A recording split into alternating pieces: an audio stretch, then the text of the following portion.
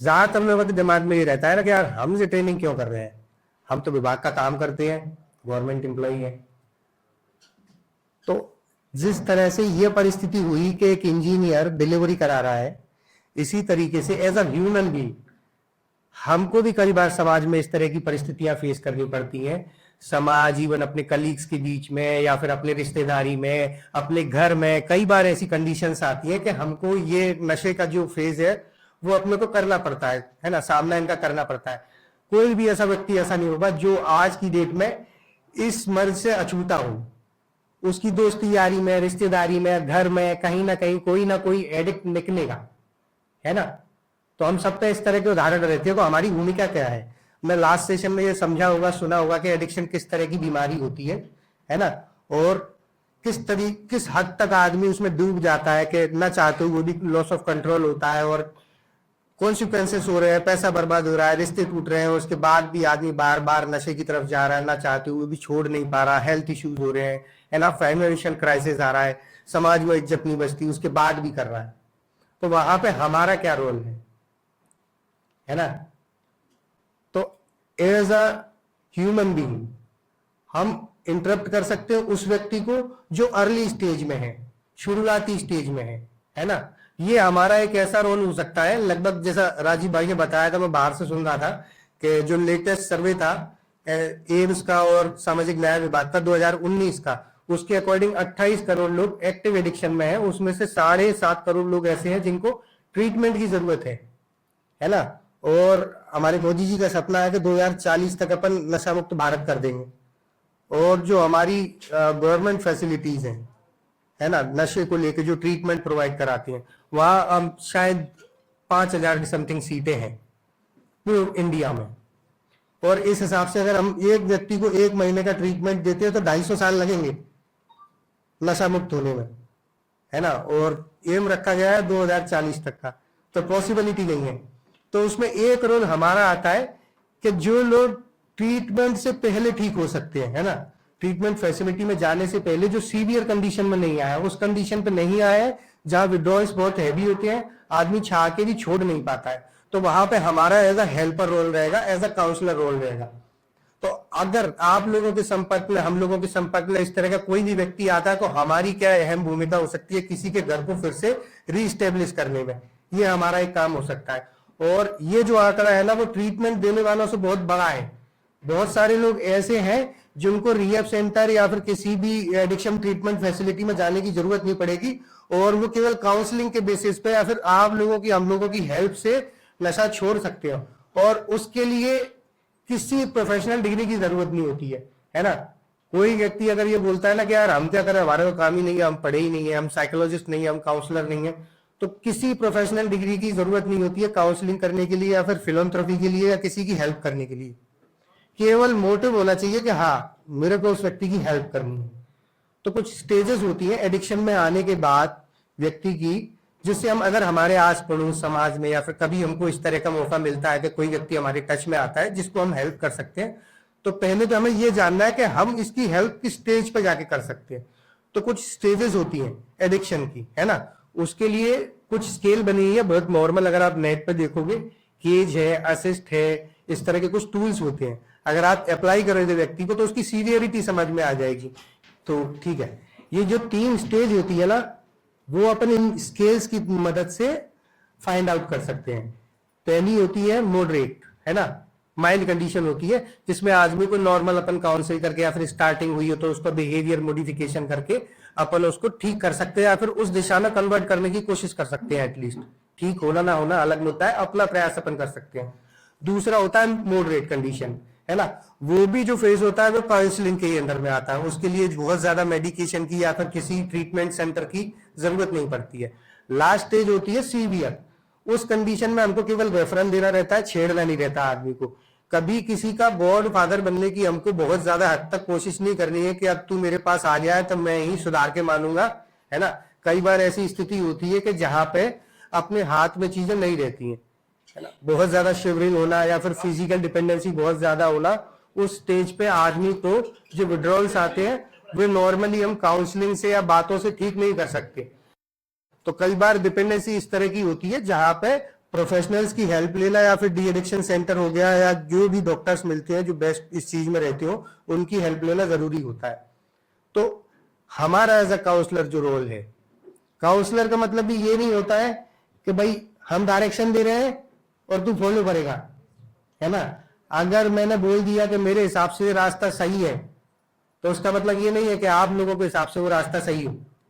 सबके अपने जीवन के अनुभव होते हैं, उनकी रीजनल वैल्यूज होती है, तो वहां पे काउंसलिंग आती है। और काउंसलिंग का भी मेन जो रोल होता है वो होता है कि आप किस तरीके से सामने वाले से बात कर रहे हैं, उसे इंटरवीन कर रहे हैं। ठीक है, दो तरह की काउंसलिंग होती है, एक डायरेक्टिव होती है, एक नॉन डायरेक्टिव होती है। डायरेक्टिव काउंसलिंग जो है ज्यादातर प्रोफेशनल सेटअप्स या फिर रीएफ सेंटर्स जो माने ना, तो वहां पर रीएफ सेंटरों में यही चीजें चलती हैं, क्योंकि वहां पे ये बोला जाता है कि भाई ये रास्ता सही है, तू इतना सब कुछ बिगाड़ के आया, अब तुझे इस तरीके से चलना है। तो आप एक बंद सेटअप में अगर किसी भी व्यक्ति को कुछ भी बोलोगे तो उसे सुनना पड़ेगा, उसकी मजबूरी है। पर अगर हम खुले माहौल में किसी भी व्यक्ति को उस तरह की सलाह देना चाह रहे हैं जिससे वो रास्ता नहीं रखता, उसको मतलब नहीं है, लेना देना नहीं है, और वहां पे हम इस तरह की बातें करेंगे, तो बनी बात है कोई भी व्यक्ति हमको सुनना बर्दाश्त नहीं करेगा। थोड़े बहुत समय सुनेगा इज्जत रखने के लिए या फिर दोस्ती यारी के नाते कि हाँ सामने वाला बोल रहा है, बट उसके दिमाग में नहीं आएगी। तो उसके लिए सेकंड वे जो होता है वो सबसे ज्यादा वर्ल्ड वाइड चलता भी है और इफेक्टिव होता है, वो होता है नॉन डायरेक्टिव वे। इसमें हमारा role as a counsellor helper का होता है।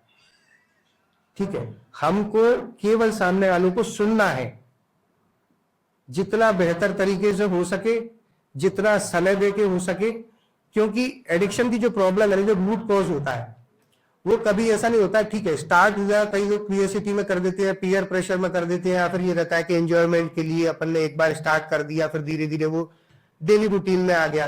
पर अगर अपन डीप केस हिस्ट्री निकालेंगे ना इसकी, तो कहीं ना कहीं हमारी बाई बर्थ से लेके और चाइल्डहुड ट्रॉमास रहते हैं, डिप्रेशन रहता है, एंजाइटी रहती है, बहुत सारी ऐसी चीजें हमारे पास्ट में हुई होती है जिसकी वजह से हम एडिक्शन का रास्ता चुनते हैं। एक इजी कोटिंग मैकेनिज्म बोला जाता है इसको, मतलब अपने को कंफर्टेबल फील कराने के लिए हम किसी एक्सटर्नल सब्सटेंस का सहारा लेने लगते हैं, और धीरे धीरे वो हम उस पर इस हद तक डिपेंडेंट हो जाते हैं, हमारा माइंड जो होता है वो इतना डिपेंडेंट हो जाता है कि हमें उसके अलावा कोई दूसरा तरीका नजर नहीं आता है। न चाहते हुए वो सब्सटेंस टॉलरेंस लेवल डेवलप कर लेता है, उसके बाद हम चाहते हैं तो हमको विड्रॉल्स आते हैं, अगर छोड़ने की कोशिश करते हैं। क्योंकि अगर देखा जाए ना, तो जो लोग एडिक्शन में जाते हैं ना, उनसे डार्क फेस देखा नहीं होता है किसी ने। ऊपर से खुद तो बर्बाद हो ही रहे हैं, घर वाले और दोस्त यार समाज अलग गालियां देता है कि बर्बाद है, नाकारा है, ऐसा है वैसा है, जानबूझ के करता है। क्योंकि हमारे समाज में, इंडिया में तो खासकर, ये स्टिग्मा है, नशा करना उसको नशेड़ी, शराबी, इसी तरीके से डोनेट किया जाता है। दूसरा कोई शब्द है नहीं, यही बोलते हैं सब लोग। एज अ एडिक्शन जो इसे क्लासिफाइड किया गया है वो हम लोग मानते नहीं है। हम यही मानते हैं कि आदमी की अपनी कमजोरी है, उसका नैतिक पतन है कि उसने नशा चुन लिया। जबकि कर जो आंकड़े 28 करोड़ लोग कर रहे हैं, उनमें से जितने 16-17 करोड़ लोग हैं वो आराम से नशा कर रहे हैं, अपना सोशल लाइफ भी चला रहे हैं, सारी चीजें उनकी बढ़िया चल रही है, उनको कोई दिक्कत नहीं आ रही है।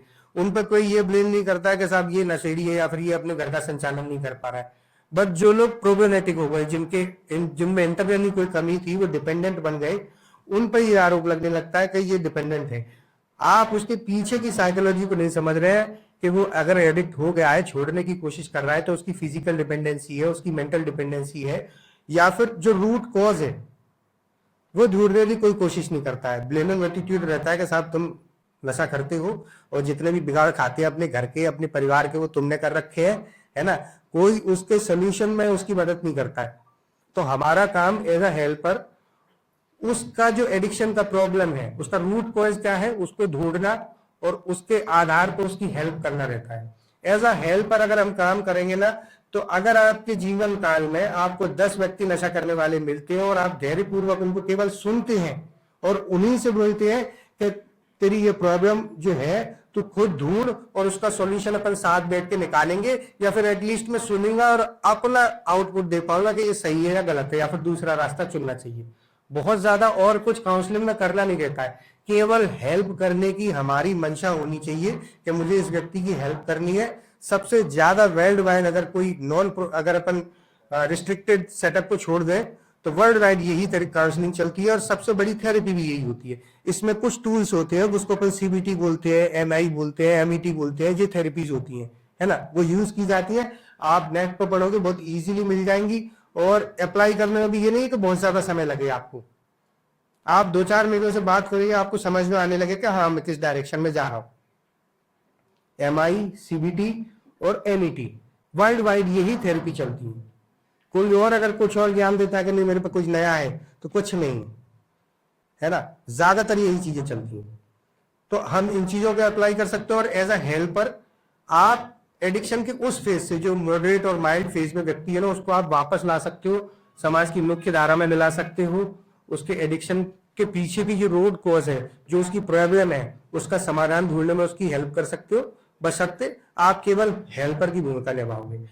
ज्यादातर क्या होता है, लोग प्रीचिंग करते हैं, साहब तेरे बाप को देख, तेरी माँ को देख, है तेरे बच्चों को देख, तूने ऐसा कर दिया, तेरा पैसा वहां जा रहा है, या तेरा शरीर खराब हो रहा है। कोई नहीं आपकी प्रीचिंग सुनने के लिए बैठा है। सब अनाज खाते हैं, रोटी खाते हैं, सब में अपने अपने स्तर का दिमाग है। अगर आप किसी को प्रवचन बोले ना, तो यही बोलेगा यार इतना ज्ञान तो मेरे में भी है, मैंने भी दुनिया जी है।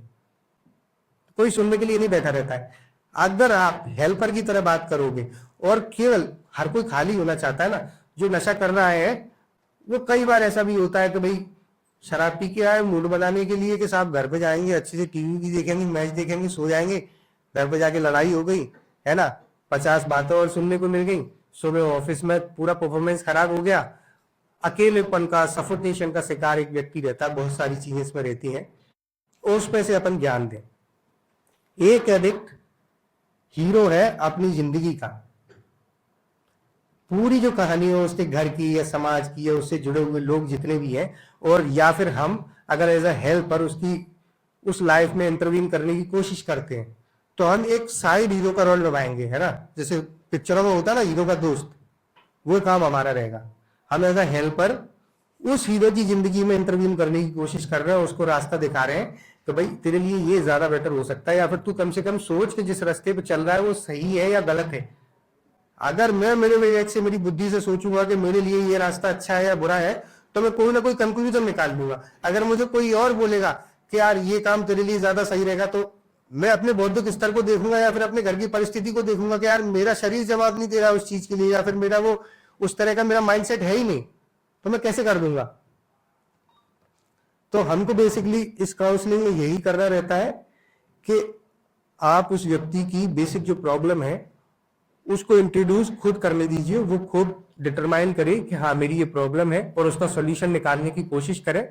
एडिक्शन जो है वो सेकेंडरी होता है, बेसिक प्रॉब्लम जो होती है ना, वो इंसान का खालीपन, इंसान की प्रॉब्लम्स, या उसकी रोजमर्रा के जो चैलेंजेस होते हैं, या एडिक्शन में पढ़ने के बाद जितना गिल्ट उसके अंदर आ गया है, जितनी गलतियां उसने पास्ट में कर दी है ना, उस वजह से जो ये साइकिल चलना स्टार्ट होती है ना, क्योंकि रात में आदमी ने पी ली, उदम कर दिया, घर में लड़ाई कर ली, सुबह उठेगा उसको पता है कि मुझे फेस करना है 4 लोगों को, सबसे अच्छा तरीका है पी लो, कोई कुछ नहीं बोलेगा, जैसे रात को नहीं बोला था।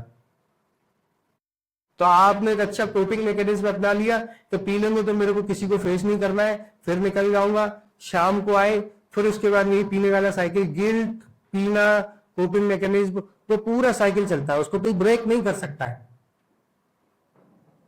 हमें उस पिन पॉइंट पे इंटरव्यू करना है, ये हमारा बेसिक रोल रहता है एडिक्शन के ट्रीटमेंट में, हमारा ये है। और तीसरा जो प्रोसेस होता है जो रहता है ट्रीटमेंट में, रिहेबिलिटेशन वाला पार्ट हो गया।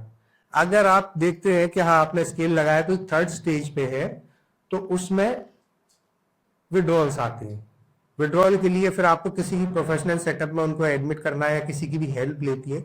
तो वहां पे क्या होता है, अगर आदमी पहले एडमिट हुआ तो उसके फिजिकल चेकअप होंगे। जो भी अपन नशा करते हो तो बेसिक बात है कि हमारे शरीर पर उसका असर होगा, नेगेटिव असर होता है, लिवर, किडनी, बहुत सारी, पैनक्रियाटाइटिस हो गया, बीपी, शुगर, ये गिफ्ट में मिलता है एक एडिक्ट को। बहुत सारी चीजें होती हैं, शरीर पर जो नहीं आ जाना, 30 साल का आदमी 40 का दिखने लगता है, परफॉर्मेंस डाउन हो जाता है, बहुत सारी चीज होती है। जब हम प्रोफेशनल सेटअप में जाते हो तो सबसे पहले चेकअप होती है, हेल्थ चेकअप, जो रिपोर्ट आती है उसके अकॉर्डिंग विड्रॉल मैनेजमेंट रहता है। क्योंकि विड्रॉल्स ये समझिए थे भाई, विल पावर का खेल है, नशा करना बीमारी है, तो उसके शरीर को कॉन्सिक्वेंस भी होंगे। आप अगर ये सोचो कि बस आदमी इच्छा शक्ति रख ले, मन बनाए और छोड़ देगा, तो वो नहीं होता है। अगर आप फिजिकली इतने डिपेंडेंट हो गए हो तो छोड़ने पर भी आपको लाइफ थ्रेटनिंग एपिसोड्स हो सकते हैं। लोग मरते हैं बहुत सारे। कल यार टीवी में तो भी देखा हुआ कि वहां नशा मुक्ति में मरा, वहां हॉस्पिटल में मरा, यार किसी ना किसी की पहचान में ऐसे केस हुए होंगे, लोग बढ़ती धार लेकर का बीमारी हुई, मर गया। तो एक वीडियो में दिखा रहा हूं पहले सिंह साहब, लास्ट सेशन में एक टर्म सुनी थी आपने, हेलोजिनेशन। तो ये जो है ना, हेलोजिनेशन का भी बड़ा रूप होता है, डिलीरियम ट्रेमेंस बोलते हैं इसको। और कोई गैस कर सकता है कि ये किस चीज में सब इस तरह के विड्रॉल्स आते होंगे? किसी ने देखा हो उस तरह का? एल्कोहल, एल्कोहल में आते हैं। जो सबसे ज्यादा अपने इंडिया में कॉमनली अब्यूज किए जाने वाला ड्रग है, सबसे ज्यादा लाइफ थ्रेटनिंग जो विड्रॉल्स आते हैं वो एल्कोहल में आते हैं, शराब वालों को। इसको अगर आप घर पे ट्रीट करने की कोशिश करेंगे, या फिर अपन ये सोचते हैं कि इंटरवीन कर ले, आदमी को घर में बंद कर दें, 2-4 दिन नहीं मिलेगी, अगर उसकी फिजिकल डिपेंडेंसी बहुत ज्यादा है तो वो मर सकता है ना। तो ये कंडीशन पैदा होती है। तो जब अपन सीवियर स्टेज में किसी को पाते हैं ना, तो प्रोफेशनल की हेल्प लेना जरूरी है। किसी की जिंदगी से कुछ समय खिलवाड़ नहीं करना चाहिए, उसे भर्ती करना चाहिए कहीं पे, या डॉक्टर के या हॉस्पिटल में, कहीं भी एटलीस्ट उसके 7-10 दिन विड्रॉल निकलने के लिए एडमिट करना चाहिए। एक कंडीशन और होती है सर, एक वीडियो और है, देखा है किसी ने ऐसा? एपिलेप्सी, फिट्स, मिर्गी, ये किसी भी सब्सटेंस में हो सकता है। अगर आपकी फिजिकल डिपेंडेंसी ज्यादा है और सडनली आपका कट ऑफ कर दिया जाए वो नशा, तो कई बार ऐसा होता है कि सडन बीपी शूट अप होता है, और उस स्थिति में ऐसी कंडीशन बन सकती है। और कई बार ये होता है कि हम व्यक्ति अगर गिरा पड़ा है, जीभ काट लेता है इंसान उसमें अपनी, और उसी का ब्लड या फिर उल्टी वगैरह करते हैं, उसकी नाक में या गले में फंस जाए तो मर सकता है। तो बेसिक प्रोसेस जो होती है उसको उल्टा लेटाना या फिर रब करना शरीर पे, और एयरवे, क्योंकि जबान काटता है आदमी, तो जॉ लाइन को पकड़ के अपन एयरवे लगाते हैं। अगर अपन घर के सेटअप में है तो चम्मच फंसाना। कई बार लोगों के घरों में ऐसा होता है कि फिट्स आ गए, हॉस्पिटल लेके जाते हैं और 10-8 लाख रुपए से नॉर्मली उतर जाता है आदमी, क्योंकि नहीं पता होता क्या हो रहा है। ये एक विड्रॉयल का टर्म है, बट फैमिली घबरा जाती है कि ये बच्चे को क्या हुआ, मर जाएगा, कुछ होगा। तो ऐसी स्थिति में मैंने बहुत बार ऐसा देखा है कि 10-8 लाख रुपए से उतर पे आदमी हॉस्पिटल में एडमिट हुआ, 4-5 दिन का बिल इतना बनता है। तो अगर घर में या किसी के पास मोहल्ले में इस तरह की कोई चीज होती है, तो जौलान पकड़ के सबसे पहले चम्मच या कोई भी ऐसी हार्ड चीज फंसानी रहती है जिससे उसकी जीभ कटे ना, और उसको टिंट करके लिटाया जाता है। ये बेसिक चीजें होती हैं इसमें। बट कभी भी इस स्थिति में आने पे अगर हमारे आस पड़ोस में या फिर हम किसी की हेल्प करने की कोशिश कर रहे हैं, तो उसे सबसे पहले किसी प्रोफेशनल सेटअप में रेफर करवा देना चाहिए कि हाँ, आपकी फिजिकल पेविंग दूर हो जाए, उसके बाद आप काउंसलिंग वाले फेज में जाते हो। तो ये पूरे ट्रीटमेंट का प्रोसेस होता है। आप जब विड्रॉल सिम्टम्स आपके क्लियर हो गए, जो भी आपने ट्रीटमेंट, जो भी सब्सटेंस आप ले रहे हैं, उसके बाद आप फिर से जो अपना वाला पार्ट रहता है, फिर आप वापस आएंगे काउंसलिंग में। काउंसलिंग में भी हमेशा पूरी डीप केस हिस्ट्री ली जाती है, by birth to till death, कि आपने कब पैदा हुए, किस तरह से हुए, कौन सा सब्सटेंस पहली बार लिया, उसका क्या इफेक्ट आप पे रहा, किस तरह के दोस्त हैं। और ये इसलिए होता है क्योंकि आदमी बेसिकली अपनी जो प्रॉब्लम रही है उसकी, कि इस स्टेज पे मैंने पीना स्टार्ट किया हुआ, उस समय का मेरा माइंडसेट ये था, उसके बाद जब मैं एडिक्शन में आया तो ये चीजें मेरे को फेस करनी पड़ी, और इस वजह से मैं अभी पी रहा हूँ। जो मेरा अब लाइफ साइकिल है ना, क्योंकि आदमी जब पीना स्टार्ट कर देता है तो शुरू के कुछ समय उसको मजा आता है, उसके बाद मजा नहीं आता, उसके बाद उसकी नेसेसिटी बन जाती है, जरूरत है, क्योंकि मुझे मेहरमल देता है। हमारे लास्ट सेशन में आपने आपको बताया होगा कि एडिक्शन किस तरह का डिसीज है, क्यों डेवलप होता है, इसके पीछे का साइंस क्या है। हैप्पी हार्मोन बताया होगा, डोपामिन रहता है हमारे दिमाग में। ये जो हैप्पी हार्मोन निकलता है ना, वो मेन वजह है इसके पीछे की, सब लोग मानते हो? एडिक्शन को बायो साइको सोशल डिजीज बोला जाता है ना। बायोलॉजिकल, साइकोलॉजिकल और सोशल, ये तीनों फैक्टर हमारे एडिक्शन की हैबिट को बढ़ाने में या फिर और हमको वल्नरेबल बनाने में हेल्प करते हैं, तीनों चीजें। कई बार ऐसा भी होता है ना कि भाई किसी का बाप शराबी है, लड़का बहुत अच्छा है, तो बायोलॉजिकल फैक्टर तो होता है, वो कई जगह पे कॉन्ट्राडिक्शन रहता है उसमें कि हाँ नहीं, अगर पिता शराबी होगा तो बेटा शराबी है, ये जरूरी नहीं। तो उन चीजों को प्रमोट करने के लिए ये दो चीजें और रहती हैं, साइकोलॉजिकल फैक्टर, हम किस तरीके से सोचते हैं, बिहेव करते हो, और सोशल फैक्टर, हमारा आसपास का एनवायरनमेंट किस तरह का है। अपन सुपर हीरो है साहब, मैंने पी ली तो मेरे जैसा कोई है नहीं, जो हूं सो मैं ही हूं। तो दिमाग हमारे साथ खेलता है, और एक पार्ट हमारे दिमाग में होता है आगे, प्री फ्रंटल कॉर्टेक्स जिसको अपन बोलते हैं, अपने दिमाग का आगे वाला हिस्सा होता है, जो हमारे निर्णय लेने की क्षमता जो होती है, सही और गलत का फैसला लेने का जो हमारा डिसीजन मेकिंग पावर होती है, उन सारी चीजों को कंट्रोल हमारा प्री फ्रंटल कॉर्टेक्स करता है। और हमारा जो रिवॉर्ड सिस्टम है, इन दोनों चीजों में हम जो भी एक सब्सटेंस ले रहे हैं वो कॉन्ट्राडिक्शन पैदा करता है, लड़ाई करवा देता है। आपका रिवॉर्ड सिस्टम हावी होता है आपके सही और गलत के निर्णय लेने की क्षमता पे। जब आप एडिक्ट हो जाते हो ना, तो आपका रिवॉर्ड सिस्टम बोलता है तेरी खुशी सबसे ज्यादा जरूरी है, तेल लगाए कॉन्सिक्वेंस, कुछ भी होगा देखा जाएगा, बीवी लड़ेगी, लिवर खराब होता है, हो जाए, पैसा बर्बाद होगा, कल फिर कमा लेंगे, आज पीना है, आज की पार्टी जरूरी है। ये कॉन्ट्रडिक्शन हमारे दिमाग में एडिक्शन की वजह से पैदा होता है। ये पूरी की पूरी सिस्टम, पूरा सिस्टम है एडिक्शन का, और इसको हमें इंटरवीन करना रहता है। खुशी को चेज करना, ढूंढना अपनी जगह है, बट इंसान जब डिपेंडेंट हो जाता है ना, तो वो जो खुशी वाला लेवल होता है ना, वो खत्म हो जाता है। अब उसको नॉर्मल होने के लिए पीना है। अभी शायद का एक सेशन होगा आपका, तो फर्स्ट वीडियो वो दिखाएंगे, है ना, नगेट्स वाला एक वीडियो रहेगा, तो उससे आप बहुत अच्छे से कनेक्ट कर लेंगे कि एक समय ऐसा रहता है कि हम खुशी के लिए पी रहे हैं, बट जब बॉडी में टॉलरेंस लेवल डेवलप कर लिया, मुझे पहले 2 पैक में जो कुमार मिलता था, अब उसके लिए मुझे 4 पैक पीने हैं, क्योंकि बॉडी यूज टू हो गई। इतना तो मेरे लिए आम बात है।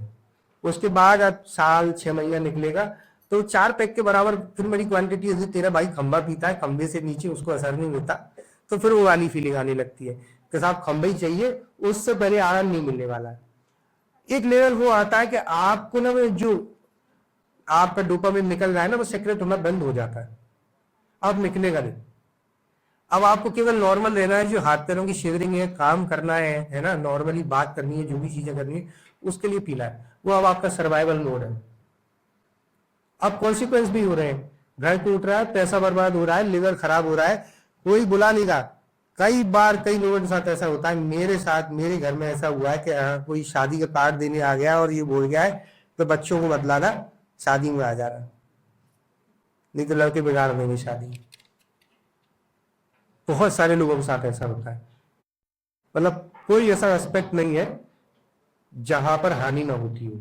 और एडिक्शन वनरेबल इसीलिए देखा जाता है इस चीज को, इस पर वर्कशॉप्स और इतनी ज्यादा ध्यान इसलिए दिया जाता है। एक अकेली ऐसी बीमारी है जिसको घर की या मोहल्ले की या समाज की बीमारी बोला जाता है। अब आज पी के बगल वाले से लड़ाएंगे, भाई उसके घर में तो कोई एडिक्ट नहीं है, लड़ गए, मन था हमारा, ये हमको नहीं समझ में आया, कोई बात हर्ट कर गई, घर में तो कलेश है ही। अगर अदर कोई भी बीमारी होती है, हार्ट डिजीज है, कैंसर है, कोई भी अदर बीमारी है, केवल एक व्यक्ति परेशान होगा, उसके अलावा अगर कोई दूसरा लॉस होता है ना घर का, वो होता है फाइनेंशियल, कि हाँ ज्यादा से ज्यादा पैसा लग रहा है उसके इलाज में। पर जब एक घर में एक एडिक्ट होता है ना, तो अगर घर में 4 कमाने वाले है ना, तो वो चारों समझ लीजिए वो अपंगु हो गए। उन चारों पर जो पूरा फोकस है, वो केंद्र कहां पर बन जाता है, एक एडिक्ट पे। तो भाई इसको सुधारना है, कल ये क्या करके आ जाएगा, कल इसको क्या परेशानी होने वाली है, किसी लड़के आ जाए, घर लौटे ना लौटे, तो आप अपने वर्क में, अपने काम में अपना 100% नहीं दे पाते, आपका पूरा ध्यान वहीं केंद्रित हो जाता है, और ओवरऑल इस घर का पतन बोल लीजिए, या फिर जो तरक्की होनी थी ना वो रुकती है। बहुत सारे घर ऐसे होते हैं कि हाँ, जहाँ पे मैंने ऐसे ऐसे लोग देख लिए हैं कि जो 150-150 200 एकड़ यहाँ पे शायद एकड़ चलता है, हमारे यहाँ बीघा चलता है, और हर 6वें महीनों को गाड़ियों में रख देते, आज टेम्पो चला रहे हैं, कुछ नहीं बचा, पूरी जमीन बेच दी, घर बेच दिया। ऐसे भी लोग देखे हैं कि जिन्हें झुग्गियां भी बेच दी है, जिनकी माया रोडों पे सो रही हैं, भीख मांग रही हैं, ऐसे भी लोग देखे हैं। और इस तरह के भी केस देखे हैं कि रिहैब में एक लेडी अपने हस्बैंड को एडमिट करा रही, तबीयत खराब हुई तो रिहैब वालों ने संपर्क करने की कोशिश की कि भाई हालत खराब है, इसको ले जाओ या हॉस्पिटल में भर्ती कराओ, तो कोई रिस्पॉन्स नहीं आया। जैसे तैसे संपर्क किया तो पता चला कि इसको मर जाने दो। मुझे केवल ये साबित करना है कि मैंने इसके लिए एंड तक कुछ किया। मेरे पे एक दुकान और एक मकान बचा है, 3 दुकान पहले बिक चुकी। अब या तो ये जिंदा रहेगा या मैं और मेरा बच्चा जिंदा रहेगा। तो हमको उस स्टेज तक नहीं जाने देना, ये हमारा रोल है। मेरा मानना ये है, ये वर्कशॉप इसीलिए है कि हम आदमी को बर्बादी की हद तक जाने से पहले रोक ले, as a human being, as a helper किसी के काम आ सके, वो बहुत बेहतर रहेगा। बाकी मैं कंक्लूड कर रहा हूँ, किसी का कोई सवाल हो, कुछ पूछना हो, पीपीटी मेरे पे पूरी है, नंबर शेयर कर देंगे तो आप मैसेज कर दीजिएगा, भेज देंगे।